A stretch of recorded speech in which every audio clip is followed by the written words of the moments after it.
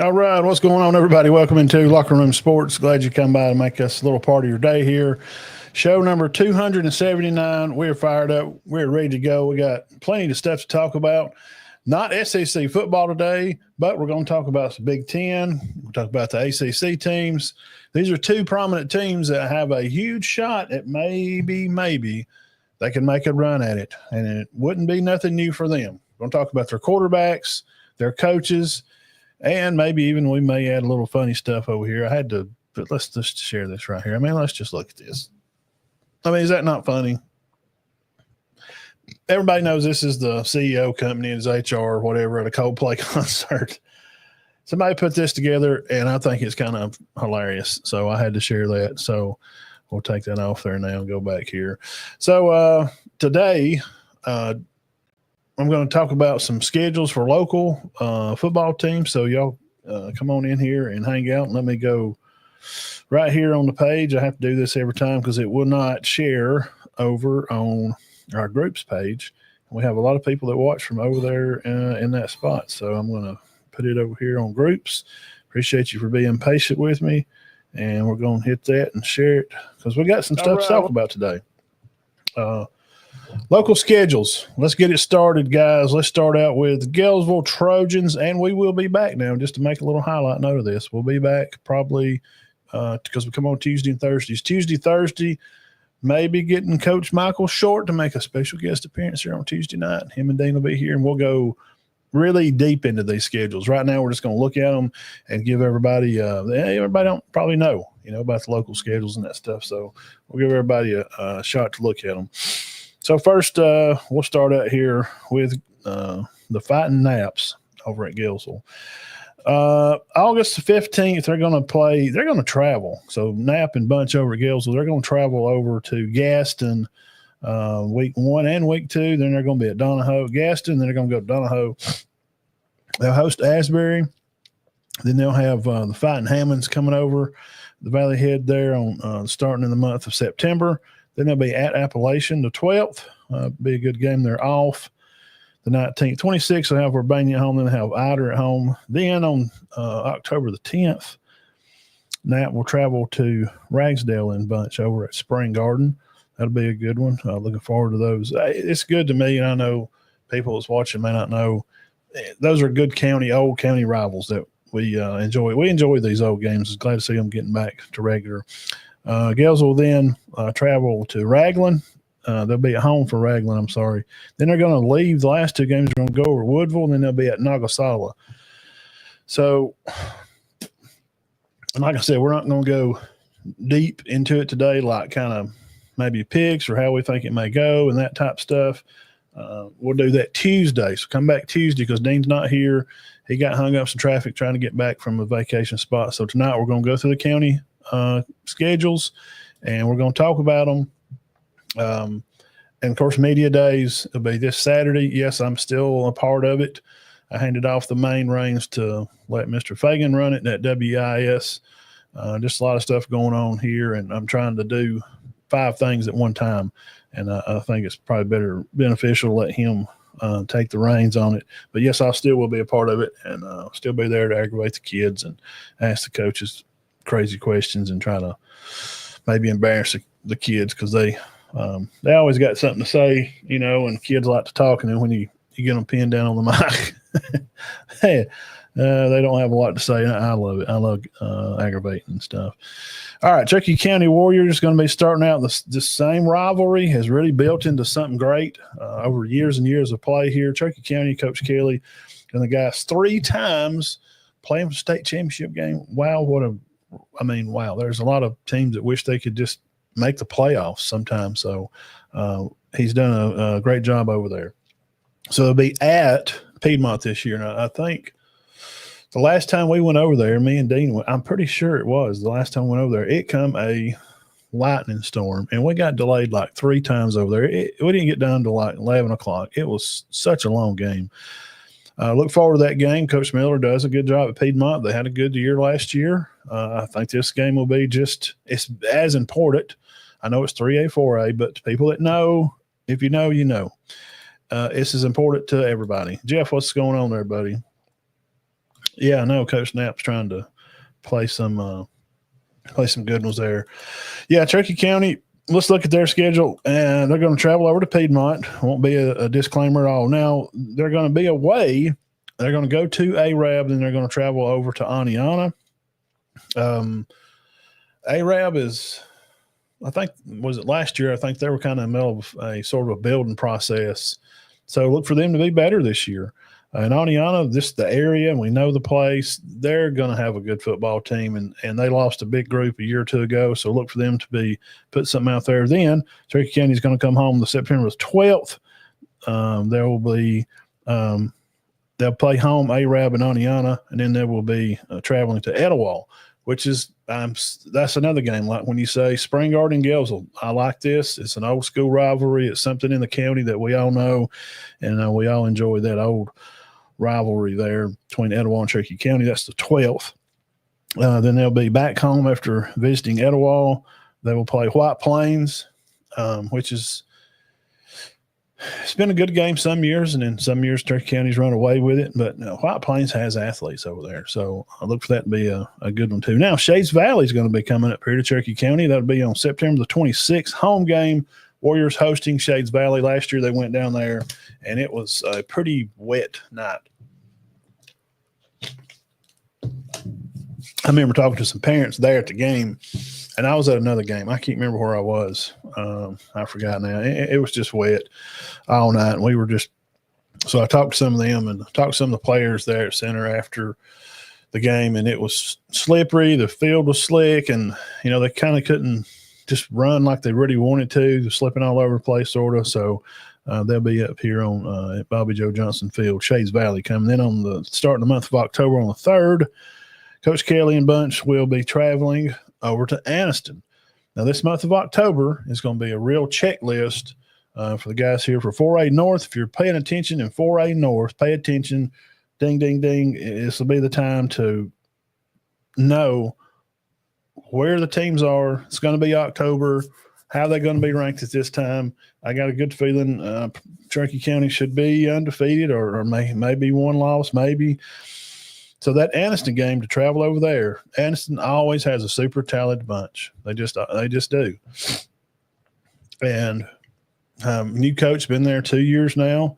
And I've seen the receiver over there. I've seen some reels of him on Instagram and on Twitter of him being a special guy and making big plays. So, and that's just nothing new. If you know Anniston football, they always have great athletes. That'll be at Anniston. Cherokee County then will come home only one more time. I kind of hate they're a little on the road this year a little bit. They'll be having to host Hope's Bluff, and Coach Rob will come down here, and as he's told me, and I quote, he won't be mad at me for quoting this, they're just going to run the football and play defense, Matt, and some people don't like that. That's what he said, and that's what Coach Rob's going to do. They did lose some guys from last year's team. I was there at the Cherokee County Hope's Bluff game last year. It was a good game. The boys fought hard at Hope's Bluff, and Center was they were the better team that day. Coach Rob, he's commented on that game after and said they were better than us, man. They got some great players. Then they will be away. They're going to go to Alexandria, go up there to Coach Ginn. Him, his dad, they're great coaches. The history up there at Alexandria. I'd kind of like to go up there. I've never been. And shout out Reggie from Average Joe's. He's passed on, not with us. And he always would tell me, man, you got to come and get the Valley Dog. I've got to get up there and get one. What's going on, everybody? Welcome into Locker Room Sports. Maybe we can, sorry about that. Maybe I can get up there and maybe meet up with Coach Short or somebody. We can grab a Valley Dog and grab some pictures or video of that. Then they'll be at Asheville, October the 24th, the end regular season. So that's kind of that. We're just kind of going through dates again. Thank you guys again for stopping by and hanging out here in Locker Room Sports, show 279. Well, we are almost here to football. Media Day will be Saturday. So we're going through these schedules in the county. Come back Tuesday, and we'll probably spend about an hour going through all 5 of them. Talk about each game, maybe do a little background on some of these teams that they're going to play. So come back Tuesday night and hang out with me and Dean, and we're going to try to get Coach Short from High School Football Alabama that he co-hosts up there with John Holder, which is the man and the legend. All right, Cedar Bluff Tigers, seen them play a little bit. some 7-on-7 scrimmage type stuff other day. And talking to coach and stuff, they are, I think, personally speaking, love Coach Crane. He ain't going to care for me to speak personally. It feels like this is his team this year. He's kind of seems like, okay, I've been the head coach for a while, and he seems more comfortable as the head coach. He's been there for years. I've been calling offense there for a while, so it seemed that way to me the other day. So that's good for them. Got a lot of young coaches: Corey Teague, Ross Johnson, Isaiah Jones, all state players, and it's a young group. And I'm sure they'll be great coaches, and they just keep working at it. And I'm excited for them, being my old school, and I give them a little shout out there. So first off, they're going to have Fayetteville and Sylvania at Cedar Bluff in a little jamboree on the 15th. And not all schools are doing that. It's kind of a hit and miss. Some coaches feel it gives them a little more play time. Some coaches feel like I may get somebody hurt. And a lot of schools around here, this is a smaller county, okay? We got a lot of 2A and a 4A school. So not everybody's into doing that. But I look forward to seeing that. I think that'll be fun. Give guys somebody else to push around and instead of each other. All right. And then they'll be at home there. You see in red. And shout out Ty Story for making this graphic. Ty did a great job. He used to work over here at WIS. Cedar Bluff will have Valley Head. Coach Hammond then will be coming over. Then they're going to go to Collinsville. And they're going to host Gaston. So bang, boom, right. The first 2 weeks are teams that's been like either runner up their areas the past. I mean, over the years, Valley Head and Collinsville.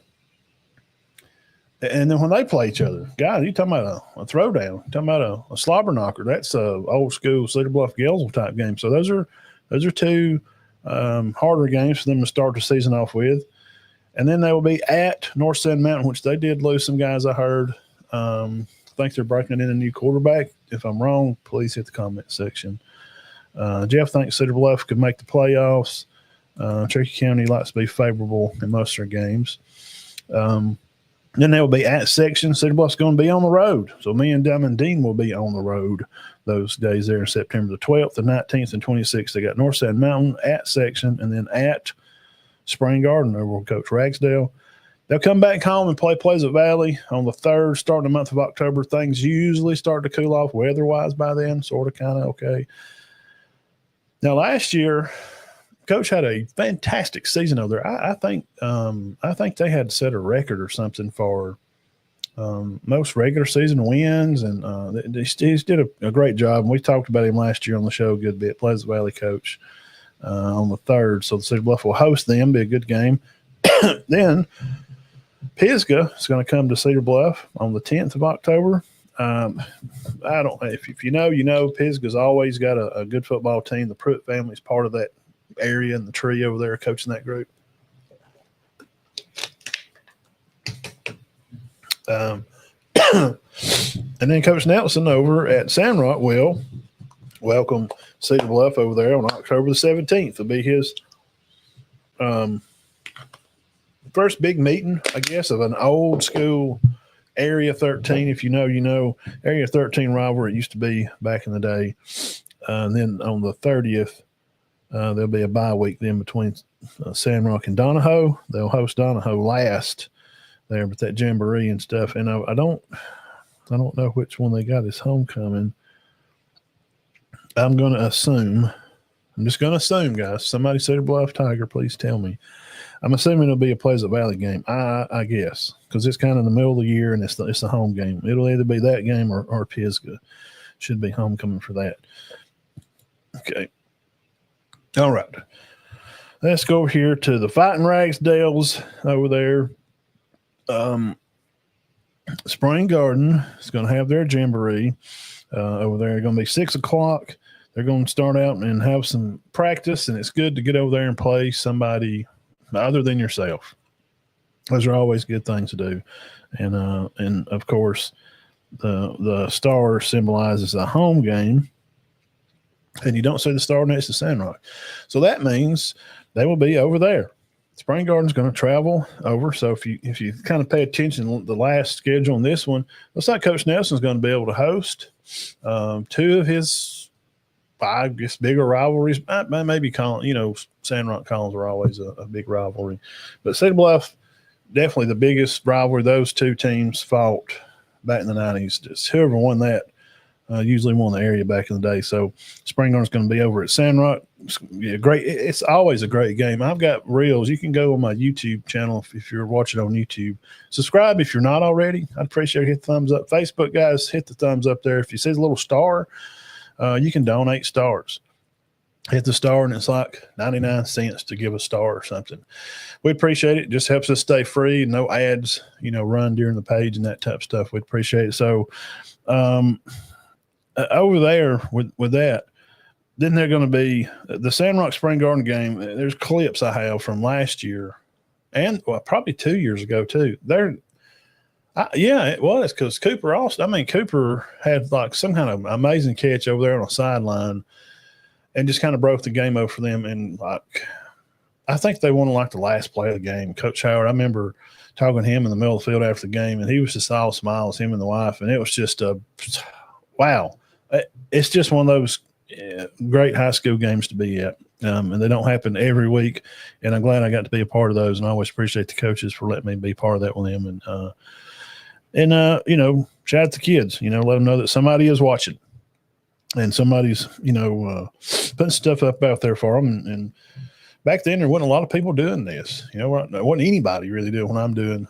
And now we got Ryan and doing all these great videos. He's over at Sandrock some too now. So I appreciate all the people that's pitched in to make a difference for the kids. That's what it's about. And the 29th looks like Spring Garden will be at home to play Pleasant Valley. That's always been a past couple of years. It's been a pretty good game. I'm telling you, Coach he did a good job there at Pleasant Valley last year. Really got these guys believing and turning them around. And the Raglan game will also be at home. Raglan we know they're, supposed to be going away, and they're kind of diluting the area there. And so things are going to be changing there pretty soon. I hate to, hear anything like that, but I've played up there when I was young, like JV football. On the 12th, looks like Spring Garden will go to Woodville. That's a heck of a drive. And they've been better. Coaches up there's done a good job. They got a switch coaches about 2 years ago, I think. So it's probably his third year. Had a good quarterback, maybe, and the tailback. I remember watching some film when they played Cedar Bluff last year or year before. Pretty good. So Woodland improving in that area. Then they'll come home, and Valley Head's going to drive way down off that mountain. Coach Hammond and Bunch is going to come way down there to Spring Garden. I wish I knew. If Dean was here, he would know. When's the last time Valley Head traveled to Spring Garden? I'm just telling you, it's been a while. Maybe I'm wrong, but we've been doing this for just 6 seasons now that we've started here. 6 seasons kick up when the seasons. I'm pretty sure it wasn't none that we've been covering. So there's that. Spring Garden then will have a homecoming game. Going to host Cedar Bluff on homecoming night. And that's always been, for the past couple of years, Spring Garden run away with it there for a few years when Luke and them was there, and Riley and that group, and Cooper and Weston. I'm going to forget somebody. But all the guys that we kept up with there closely, and that's when Jake and John were like young freshmen, 8th or 9th graders, and then they got on this run. Them in Cedar Bluff, man, it's just been through the 19, 20, 21, 22, just heck of a games, and even before that. 03, the 10th and the 3rd of October, they're going to play Appalachian up there. That'd be a pretty good drive. I don't know where they're at this year. And Tuesday, again, come back Tuesday night and hang out with us about 6 or 6:30. Coach Short knows a little more depth of where's Appalachian at in their building, because I know in 21 – wait a minute, in 20, the year 20 when we played and we went up there, because they were really young. But then to like 21, 22, they had some good teams. So, we'll see where they're at this year. All right, then they're going to have Galesville at home. Galesville's going to be over at Spring Garden. And then Ider they'll be up at Ider, and that's going to be right before Halloween. And I've been up there before about that time of year. It's cold. So if you're going up there, I'd go ahead and just take a blanket. Just take a blanket. If you go to North Sand Mountain or Ider, sometimes Valley Head a lot too, especially baseball season. Take a blanket, take a heater. I think it's just cold, man. And shout out to Taylor Dalton. Just type in Bum Pickens. Go to Spotify right now and type in Bum Pickens. Taylor Dalton, shout out to him. He's a huge fan. What's up, Aaron? He's a huge fan of the show. Always shares everything we send over there. I try to share a lot of stuff for him. He's the guy up there at Ider. The Tighter Insider, Taylor covers stuff. He's been on podcasts here and talked to us. Starkey's had him on when he was helping do radio at one time. It's funny, and he does it to be funny. He has some jokes. Just type in Bum Pickens. It's funny. Shout out Taylor Dawn at Ider. Lastly, Spring Garden rounds up their season, their regular season. They will be at home playing Ramburn. So I'm excited about that. See how that's going to turn out for them. And last here, this will be the fifth one, Sandrock Wildcats, the new Fighting Nelsons. Still got an Ashley at quarterback. What about that? And I've seen them play scrimmage and, mess around a little bit too.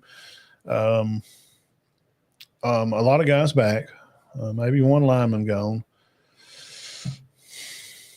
As long as Gatlin Cox and some of those guys that graduated, they're going to be missed. But Coach Nelson seems to be just going to, cut the playbook in half, and we're going to have these amount of pass plays and these amount of run plays, and they're just going to go out there and play and have a good time. And the team seems real solidified with what he's doing so far, just from what I've seen.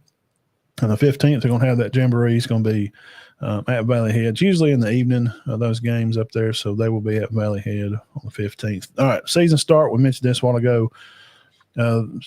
Sandrock will host Spring Garden. All right, now they're going to be away. They're going to travel to West End. And that game, over the past couple of years, has wound up being a good game. West End had some pretty good success, through the past couple of years. Did pretty good. They're going to come home the next 2 weeks. They're going to play North Sand Mountain. Looks like that's going to be, yes, that's an area game for them, of course. They're going to get home, North Sand Mountain and Section. All right, then they're going to travel over to Pleasant Valley. That should be that'll be a good game for them to travel up there, and just with about 4 games under their belt, they should be hitting their stride by then. Usually game 3 or 4, so teams have kind of high school teams are starting to get it figured out. I mean, even college teams don't get their mojo till usually week 3 or 4. So usually you see them by week 5 here. They'll be getting their feet up under them. All right, then the big battle of the mountain up there. Coach Willingham will travel on down there and coach against his old coach, Coach Nelson, that was there at Collinsville for a while, years, and he was up there when Beckett was there, Nelson was, and had a year at Sylvania. I did a good job up there. Him and shout out Justin Little, he was there with him. So that, and he knows about that rivalry. Coach Nelson at Sarah, he knows. Ernie knows. That's always a good game. I've been to that game a few times. Last year, it didn't go good for Sandrock. It didn't. So maybe they're looking for a little payback this year. And the coaches know each other, and the towns are close, and it's a Auburn and Alabama type thing. Then they will be traveling up to Pisgah. That'll be a time of the year for both the teams to really see where they're at. They don't have any injuries or that type of stuff. We look forward to that game. Then they'll be off right before they'll come home and play Cedar Bluff, another home game for Sandrock. So the schedule looks pretty good. Then they'll go to Gaston. Then they'll go on up to Whitesburg Christian and finish out the season for that. So, and that's kind of that for local stuff. So with Sandrock there, finish it up. Spring Garden at home, North Sand Mountain at home, Collins went home, Cedar Bluff at home. The only away game really you'd like to have at home would be Pisgah.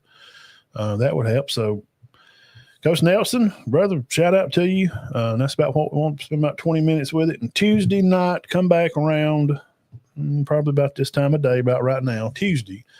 I've talked to Coach Short, high school football Alabama co-host with John Holder. Coach Short usually comes on with us during the year at least 2 or 3 times. It's extremely smart football guy, just a great guy. We love Coach Short.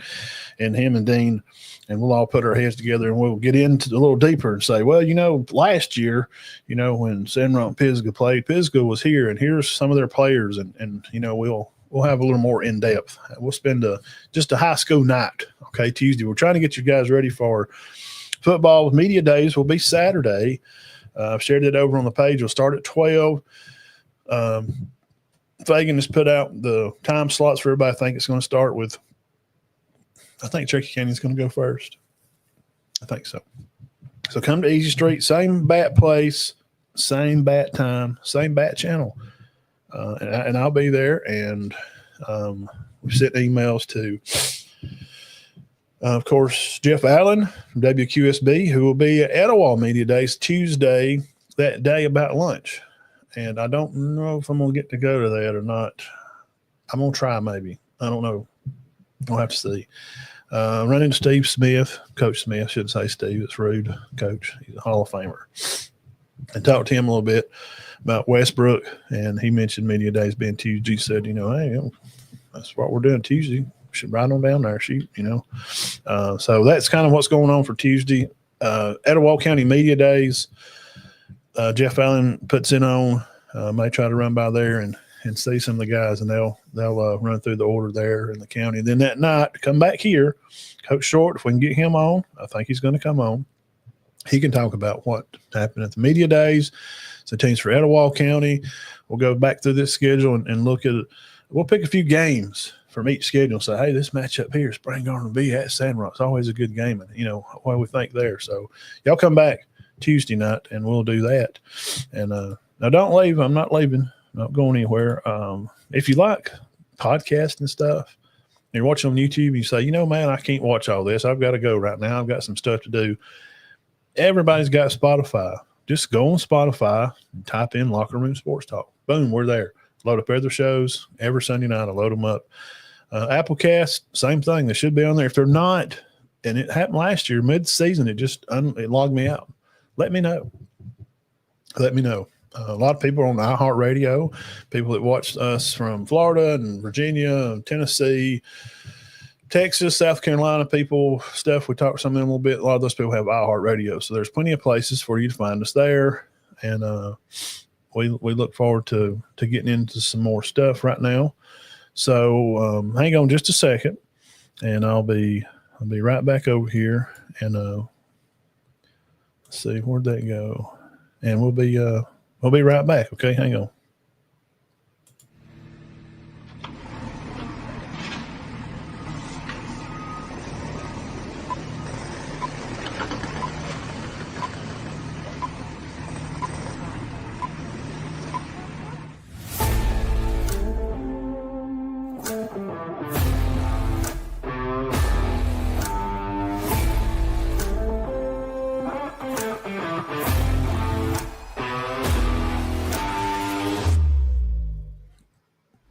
Welcome to Locker Room Sports Talk with Big Matt and Diamond Dean. All right, here we are. Welcome to Locker Room Sports Show 279. Glad you wanted to make us part of your day here, and we will just get right to it. We won't waste no time. College football and their quarterbacks, 2 big-time quarterbacks that we feel may be on the idea and on the verge and on the edge of owning college football. They have an opportunity that could really be big for the program, big for the coaches, but is it really that big? Or is it something that's really expected, or something that we just kind of know that these two teams have always been good? So let's get into it. We'll say we'll do Clemson first. All right, Clemson Tigers. Wade Woodaz is definitely, and I did say Woodaz, W-O-D-A-Z. I didn't say, the other one. Big-time team captain on the defense, a leader. watched some spring ball with him, and he's a football player. Last year, Clemson went 10-4. They went 7-1 the ACC. They did win the ACC. They did lose 4 games. Georgia by 30. They got smoked bad. Louisville beat them by 2 touchdowns. South Carolina by a field goal. Texas beat them by 2 touchdowns. So the whole idea here, Cade Klubnik,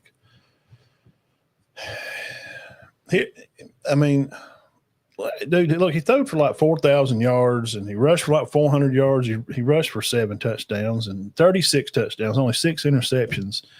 You got Moffa running the ball. You got Williams, Wesco, and Moore all still catching the ball. Listen, when you look up the number 1 college football team returning the most players, Alabama is right up there on top 2. I know Tide fans. I didn't forget.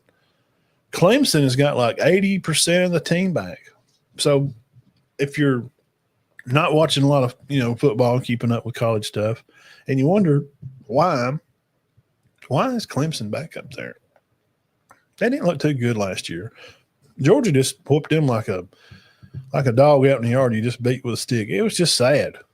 It was just pretty bad. So it showed that the SEC was mostly superiorly dominant over the ACC champion. You see what I'm saying? The ACC just romped them, run off and left them. ACC has a huge opportunity week 1, and probably next Sunday we'll get into week 1 games as it starts getting closer towards the end of October and talking about those games. They have a huge opportunity to either blow it or to really put themselves on the map this year. So that's why the talk is Clemson. That's why Clemson is the talk right now. Klubnik, returning quarterbacks, played a lot, threw for 3,600 yards. All his receivers back. Davison also to take more, as we've seen through the spring with Clemson. They're a running back also there. Williams, wide receiver, was standout, had 75 catches for 900 yards. He averaged 12 yards a catch, 12 touchdowns. He did pass T. Higgins for having 10 touchdowns or more. And if you know college football, you know T. Higgins, great player. They rushed for 194 yards a game. I know you're saying, well, Matt, they don't play nobody. ACC, you tell me the SEC champs, they blowed them out. Well, it wasn't even close. I know. I get it. Randall from the wide receiver, I'm going to move him over to running back. And that's just not nothing new right now. As we've seen with Travis Hunter, Heisman Trophy winner, what an athlete he was. Guys are wanting to play 2 ways. If you keep up with the Tide a little bit, Makumba, guy played down there, or Mbakwa. Some people say it 2 different ways. I've heard 2 different ways from AHSA radio and other people. Played down at Central and single-handedly just wildcat, run all night, and won the game, beat Thompson. So he's going to play some receiver this year at Bama. So this is what I'm saying. This is nothing real new, okay? And we finish up with the defense with Clemson. And these are just some names and some standouts, and we'll look at their schedule, and we can give our opinions and think what you want. Their defensive line, Woods and Parker, are names to remember. And also Terrell at cornerback, Barnes, free safety, Capehart, a defensive end that's going to be making a lot of money one day. And I say all that to say this. Just go here and just look at this, because there's a huge opportunity. We just talked about the ACC, and they do. They have a huge opportunity week 1 to make a statement. A lot of this team's doing the ACC, but so does the SEC. Texas plays Ohio State. LSU's playing Clemson. LSU, guys, is over. LSU is over, and they're opening games and playing – whoever USC lost that last year, Kelly Bone beat the table. He's mad because they lost the opening game. So they've not done well. So what's the upside, Matt? You say to our SEC team probably should be the 3rd or 4th best team in the SEC this year, I think, being LSU. I think Nuss is him and Lagway are the number 1 quarterbacks in the SEC. Oh, but Matt, Arch Manning's great. Have you not? He's a 6-star. I ain't seen him play enough to really make an evaluation on him. I just hadn't. He may be great. He is a runner. He can scramble around, get out of some trouble, but he plays some mop-up duty against some scrabblers. Okay? So LSU, August the 30th, we'll be going to Clemson. This is not a Chick-fil-A, get out there and, go have a big pizza and your buddies come over and hang out with you, and it's not that. SEC is traveling up to Death Valley. This is a battle of the Death Valleys. We can put a nail, at least for a year, in the idea of who claims the real Death Valley. Is it the Fighting Sweeneys or the Fighting Kellys? We're going to find out. Now, the positive side to this, as I just mentioned, is it is early. So if LSU plays not so great, if they don't have such a great year, then it's the game one. And we all know that it's about, what have you done for me lately? So it could be forgotten. And if they go up there and play them close and Kelly puts up a good fight, maybe starts the game out like maybe they're ahead 14-7 at halftime or 21-14 or 21-17. And then they wind up losing 35-28. I don't know, or 38-28. Okay. They may not hammer them too bad for a playoff spot for LSU to get into the playoffs later through the year. So there's that for a positive. So if the SEC or mighty LSU Purple and Gold Tigers, if they flub game one, if it's not a bad flub, they may be okay. All right. Now they're going to stay at home next week. They'll play Troy, which is without their star, Brody Dalton from 5. He is at Alabama now. Yes, he did transfer. He's at the Tide. He'll be playing behind Russo, tight end in Alabama. Should be a win for Clemson. Then they'll travel and go over to hot Atlanta, Georgia, and play the Georgia Tech Rambling Wreck, hell of an engineer, or Yellow Jackets. I think that should be a win for Clemson. But don't be surprised if they play them good, okay? They get to come home and play Syracuse. Good thing they don't have to go to New York. Now, big battle right here. They're going to be at Chapel Hill, North Carolina. Bill Belichick's I think I looked at their schedule. That's probably their first tough game. Okay. So this will be a good showing for Belichick. Dabo's a national champion, bro. He's won twice, right? Yeah. He's solidified himself as a gret coach. And I don't think if Dabo retires this year, he'll go down as their best coach they ever had. But this is a big game for Bill. All right, now Boston College, they'll be up there. I think that shouldn't be no problem. SMU, we'll have to look into them. They played a fantastic game with them last year. Good to see that game still getting picked up. They still have some guys at SMU, but it being at home, when they run down that hill and hit that rock, I think it'll be a plus for them. Clemson over Duke at home again. They have 3 home games in a row. Host Florida State. We're really going to have to find out. That'll be Gus's toughest game to try to prepare as offense coordinator at Florida State. Because Clemson's, that's going to be a good in-conference game. It will. It will be a good in-conference game. And then the 14th November, they'll have Louisville. I've heard some people claim when they went through the schedule, well, that might be a good game now. It's at Louisville. I don't think so. They're going to come home and play Furman. Finish out the year just like they always do with South Carolina, which will be another great game. I think it'll be another good game. South Carolina, Clemson, most of the time over the years has been great games. They just have. Jeff, you don't have Spotify. Come on, man. But you watch it on YouTube. Jeff says that Clemson will beat LSU. And that Kelly at LSU has never won an open game. That's right. He's 0-3. He started out, and he's treating this game a little differently. He said he's going to treat it well, and that's the thing. Try not to get too far into Sabanomics, if you want to say, but you have to play all your teams the same. If you get kids up for one game and they're down for another, then they kind of play off kilter. They're not up. They're not, they're fired up or then they're kind of low. And you got to hit all the games at that same platform. Okay. That's where you want to hit them all at. Jeff likes them to be 10-2 on the year. I could Clemson. I got them beating LSU. Okay. So that's a win. The only other game I could see them losing would be maybe Florida State or South Carolina. Okay.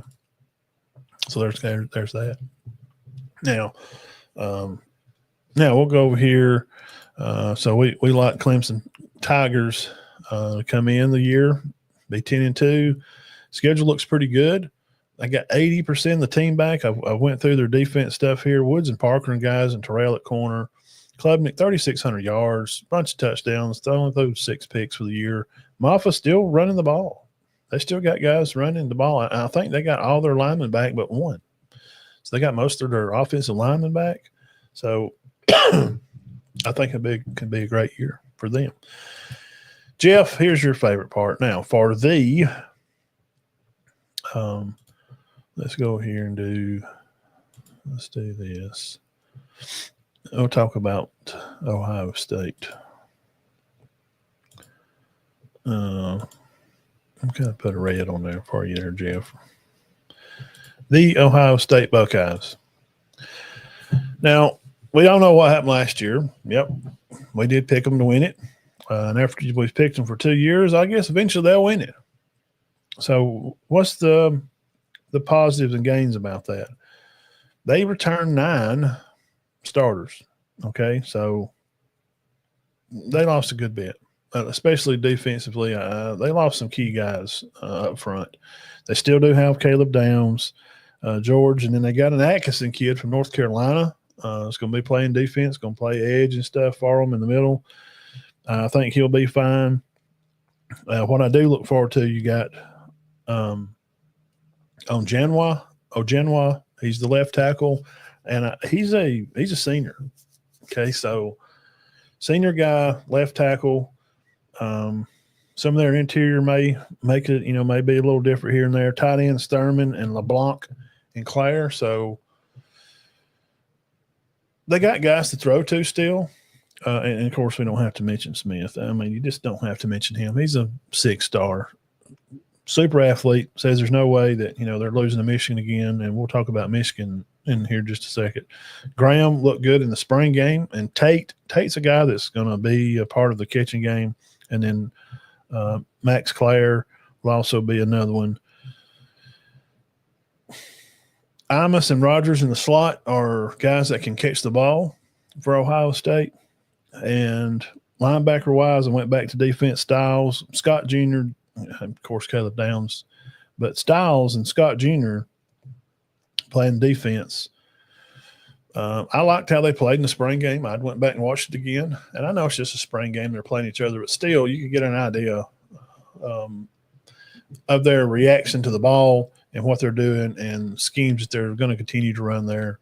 Ohio State didn't have a huge turnover on coaching staff.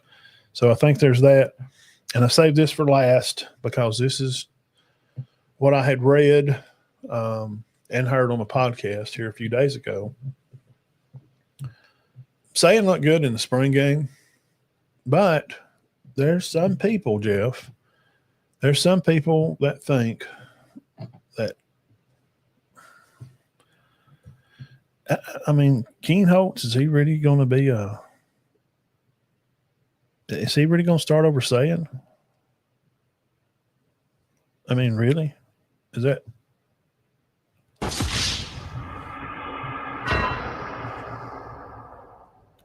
A lot of those guys are saying that Saying hadn't looked real good here lately. No, God! No, God, please, no! No! I don't know. Now, that's just what I've read. I know. I'm sorry, Jeff. They said he may be slipping a little bit at practice. He is young. He is a star, and he definitely can move the ball down the field. He's great, okay? But sometimes that college experience, it comes out, and you got to learn a new playbook. and things can just be overwhelming. I don't think old Kleinholz is going to wind up starting. I personally think Sayin's still going to start, but I'm just saying, from what I heard on this podcast and from what I read, that's, and, here's Coach Talk. He's the one said this, it's a battle, right now for them. Let me take these off. It's a battle right now between Sayin and Kleinholz. But competition's good. So Coach Talk side of that is Coach Day just saying, there's a battle right now, quarterback. Coach, how you feel about your quarterbacks right now? You put the mic in his face and he's out here and they're on the practice field and they're going to see it later. Well, we got a real battle going on right now. I mean, that could just be literally just Coach Talk. It could be. It could just really be Coach Talk. So there's that. 9 starters back. We can look at the schedule, see what we think about that. Let's put up the old Ohio State, the Doe Buckeyes.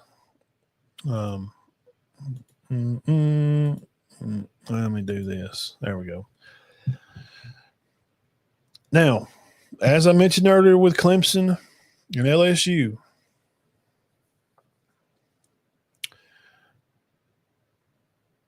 if Ohio State loses this game early, it would be more devastating for them than I think it would be Texas. I know SEC fans are crazy and sometimes overzealous and, kind of just they think we're supposed to win it all the time, every time. And that's just not how it works. So I'll say this, that it is early, and if they was to lose the game, if they play it close, then it won't be a big deal. But as we go down through the schedule here, I just don't want to get fired up about this 9 conference game schedule again. Don't let me get on that rant again. Because I think that, Jeff, we know what your schedule is. And we know what is wrong with this thing? There we go. I personally think Saints still going to start. Let's just look at the next. What I heard on this podcast, 5 games. What I read. Grambling, Ohio, Miami of Ohio there, the Bobcats. Washington, Minnesota, Illinois. And I don't think Wisconsin's going to be even as good this year. Because I think that. And they're off. Jeff. Penn State, which Coach Franklin's done a good job there. Talked about them a little bit. And a lot of people are really, really high on Penn State. And that's okay. I see, where they could be at. Then they're going to be at Purdue. Then they're going to host UCLA, which will be Nico Amalava, Tennessee. It's going to be at home. So Ohio State will get Nico at home. So he'll get to play them again. Penn State, will it be different this time? I don't think it's really going to matter because I don't think UCLA has the goods to run the game with Ohio State. Maybe a quarter or so they might. Rutgers, no. Then they're at Michigan. And I'll add this in while we're talking about Michigan.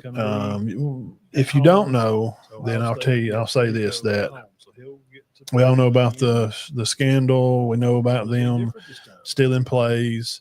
And allegedly, the Michigan guy there, the staff, also had guys feeding plays to South Carolina so they could beat Tennessee because Tennessee was in their way to be able to win it. And also to get Clemson out of the way to make sure that Michigan would have a true blue path straight to a playoff or straight to be able to win the national championship to knock some of them out, to keep them higher ranked. Now, some of the guys at Tennessee and their players up there, Joe Milton and them, they said they're sure of it. I've heard some of them say allegedly that South Carolina had plays for Tennessee so they could win, and the Michigan coaches were the Michigan coaches were feeding this to them. And we all know this, even locally, coaches talk. Some of the guys at Tennessee, and if you're playing somebody they're playing, and it's like a non-conference game for them, or you don't play this other coach you're talking to, most coaches will share. Hey, look, their tendencies are this. When they go 3 wide up on the skinny side of the field, they usually throw it to the slot. This is what was okay. So you can't just be mad about sour grapes. But so I'm saying all that to say this: the NCAA, we don't know ever what they're going to do. They're all, the crap that they've put out there and the crap that coaches have had to go through is just absolutely ridiculous. He's probably, coach at Michigan is probably going to have to set 4 games to start. They may catch some more fines. And if this is the way it used to be with the NCAA, there's some of a likely chance that what if they had to forfeit their national championship? Back in the day when you got caught doing stuff like that, man, there was a chance that you may have to forfeit your title. I don't think they're going to do that, but I'm just putting it out there. I'll just say now that you heard it here, maybe not first, but there's a possibility that may be the way that goes down. So to kind of look through Ohio State again here, the opening game of Texas and Sark has kind of made me feel like that whole thing with like you're like Penn State or like we're back. Back for what? Texas ain't really done nothing. It's been. There's a possibility that may be the way that goes down. 18 years or so. So it's been a long time, man, since they've really been on a run. It's been a long time. So until Sark can prove it and he can go to Ohio State, I'm not drinking the water. I'm just not. So I think Ohio State just absolutely runs the table with these 50th and 60th ranked Gramblings and Ohio's and Minnesota's and Illinois'. I don't see Syracuse or at Illinois. Could that be a stumbling block, Jeff? Is that something? Sleeper games, Jeff says the game at Purdue. Well, it is.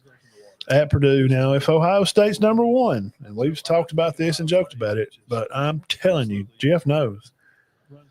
Ohio State, you don't want to be number 1 and go to Purdue. I'm telling you, you'll get beat. Their record is like, I looked it up one time. They're like, Syracuse. What was it, like 5 times or something? They've played a number 1 team. They've won it. They've beat them 3 or 4 times or something. It's a crazy statistic. Jeff has them going 10-2. Who's the 2? Maybe at Illinois or I don't. I like their quarterback. Was it Smallwood or he's great.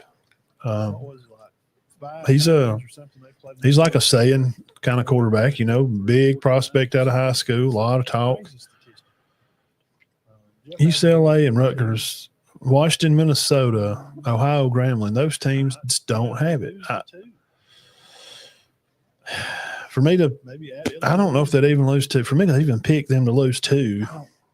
I like their quarterback. I'm looking at Wisconsin. I'd have to look more on them to make a real kind of better guess. He's like a saying kind of quarterback, big prospect out of high school. I just don't see them losing at Washington. I just don't. Purdue may play them good. They may have a good game with them, but then they got UCLA and Rutgers. So, Jeff, I don't know if they'd even lose. Let's see. I'm looking at that's right. More on them to make a real legitimate, make a real kind of better guess. I don't know. I just don't see. I don't really see. I just don't see them losing at Washington. I don't see it happening. I just don't. I think there's a highly likely chance that Ohio State goes undefeated. But the only thing I do worry about that does push me towards guessing them to be a 9.5 team. That's right. Is quarterback. There's just a lot of unknowns this year, guys. I mean, have you really paid attention? There's a lot of unknowns for quarterbacks this year.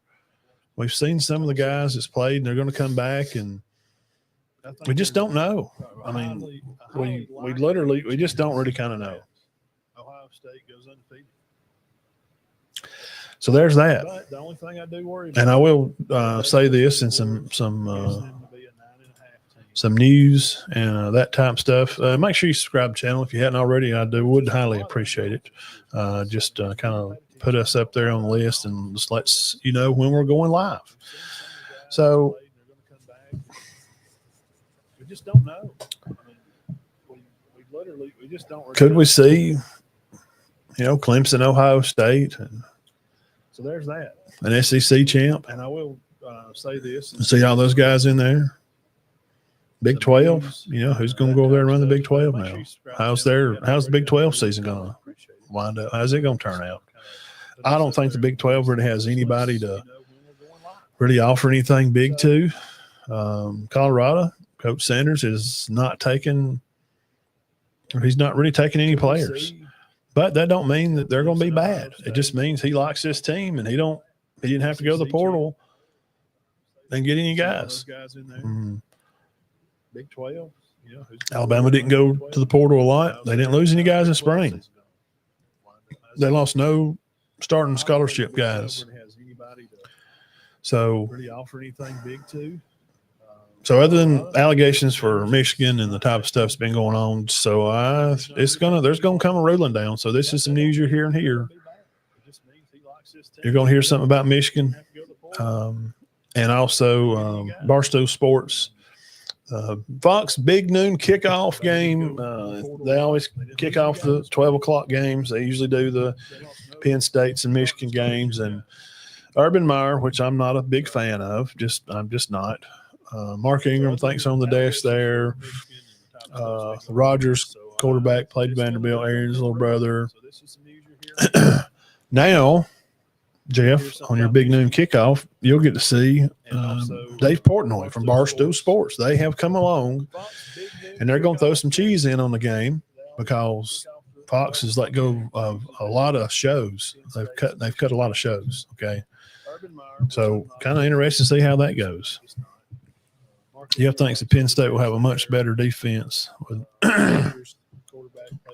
Nolas as the defensive coach. Yeah, I can see that. They're like Texas again to me. Until you can, I just ain't seen it. I hadn't seen the huge production from Penn State. And yeah, they went deep last year. And this new playoff, they lined up pretty well with the teams that they had to play to get in. They didn't have a real bad spot. They had a chance to win the darn game, to go to play for the championship. I think they kind of blew it late. So ESPN game day will always be it is. ESPN is Coca-Cola, and Fox is always going to be Pepsi. It's just how it is. I mean, there's just some brands they're just naturally taken that way and kind of bigger than the other ones. This is Ohio State, Texas will be Corso's last headgear. He's retiring. Well, good. Talking about a face of college football. Shout out Lee Corso. Sunshine Scooter played face maskless football. That's how old he is. So it is time for him to move on. You got McAfee up there, and you got Saban. And a lot of people don't like McAfee. I do. I think he adds some kind of newer age, a little bit of funny humor somewhat to it a little bit, and maybe everybody don't like that, and that's perfectly okay. So we all don't like the same stuff. So we'll get out of here, cut this thing off, and look for us to come back on a Tuesday night, and we'll have a good time with it. And y'all enjoy the rest of your week. We appreciate you. Keep your heads clear and your hearts full of God as always, and we'll catch you next time, okay? Tuesday night. I'll be back.